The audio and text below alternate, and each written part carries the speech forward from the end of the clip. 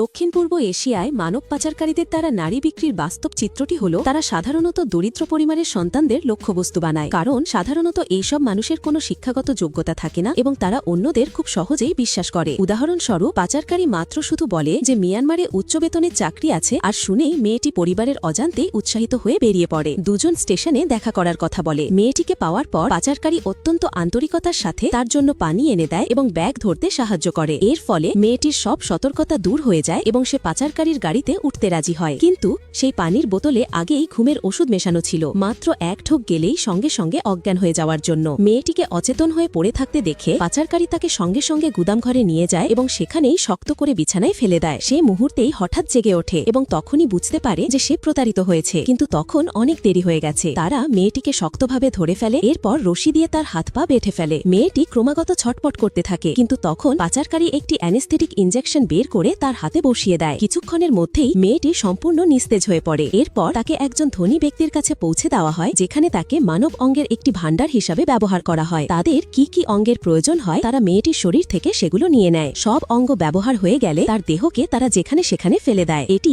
একেবারে চরম সীমা অতিক্রম করা অপরাধ। কিন্তু কি তাদের দমনের কেউ নেই? অবশ্যই আছে। একজন ভিয়েতনামী পুলিশ আছেন, যিনি পাচারকারী চক্রের প্রধানকে ধরতে নিজে ঋণ নিয়ে দামি গাড়ি ভাড়া করেন এবং ক্রেতা সেজে তাদের সঙ্গে যোগাযোগ করেন। অবশেষে তিনি একটি বিক্রয়লব্ধ সুযোগ পান। পাচারকারীদের কাছ থেকে বিক্রির জন্য আনা মেয়েটিকে দেখার পর পুলিশ সঙ্গে সঙ্গে নগদ টাকা বের করেন, কিন্তু পরের মুহূর্তেই পাচারকারীরা পিস্তল তাক করে তার দিকে। ছোট নেতা শান্তভাবে বলে, এখন পুলিশ সেজে আসা মানুষ অনেক বেশি, তাই গ্রাহক চেনার জন্য বিশেষ পদ্ধতি ব্যবহার করতে হয়। ক্রেতাকে অবশ্যই সেখানে উপস্থিত থাকা একটি মেয়ের সঙ্গে শারীরিক সম্পর্ক করতে হবে। কথা শেষ করেই মেয়েটিকে সোফার ওপর ঠেলে দেয়া হয়। চারপাশে এত লোক দেখে সেই পুরুষটি কিছুটা বিব্রত বোধ করে, কিন্তু পিস্তলের তাক করা মুখের সামনে কোনো উপায় না দেখে সে নিরুপায় হয়ে তার বেল্ট খুলতে বাধ্য হয়। কিন্তু পরের মুহূর্তেই সেই পুরুষ হঠাৎ করে দিক পরিবর্তন করে এবং পাচারকারী সহকারীদের দিকে গুলি চালাতে শুরু করে। মাত্র 2 মিনিটের মধ্যেই সদাই মাটিতে লুটিয়ে পড়ে। পাশে দাঁড়িয়ে থাকা ছোট নেতা এই দৃশ্য দেখে ভয়ে কুঁকড়ে যায়, কিন্তু সেই পুরুষ তার কোনো সুযোগই দেয় না।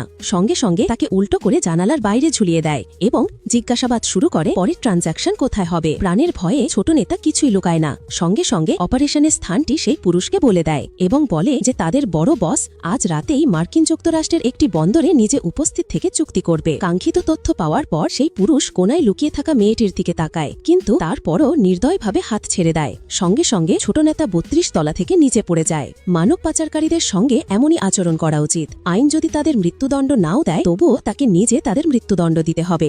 সেই পুরুষ হচ্ছেন ভিয়েতনামের পুলিশ টেক, যিনি শুধুমাত্র মানব পাচারকারীদের তাড়া করেন। কিন্তু এখনো পর্যন্ত ধ্বংস করা হয়েছে মাত্র একটি ট্রানজ্যাকশন পয়েন্ট এই বিশাল পাচার চক্রের জন্য, যা একেবারেই তুচ্ছ।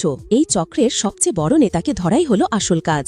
এদিকে সম্পূর্ণ অস্ত্রের শক্তির আধিক্যে কে বস তার সাথে থাকা সহকারীদের নিয়ে পালাতে বাধ্য হয়। শত্রুপক্ষের লোকসংখ্যা বেশি দেখে সে সরাসরি মোকাবেলা করা ঠিক মনে করে না, তাই সে তার ছেলেকে নিয়ে আত্মগোপনে চলে যায়। কিন্তু এভাবে লুকিয়ে থাকা কোনো স্থায়ী সমাধান নয়। আগে পরে একদিন পুলিশ তাকে খুঁজে বের করবেই। ছোট ছেলে বাবার নিরাপত্তা রক্ষা করতে শত্রুর সঙ্গে লড়াই করার সিদ্ধান্ত নেয়। সে পিস্তল নিয়ে বাইরে বেরিয়ে যায়, কিন্তু পর মুহূর্তেই পুলিশ জ্যাকের গুলিতে ছাঁচড়া হয়ে যায়।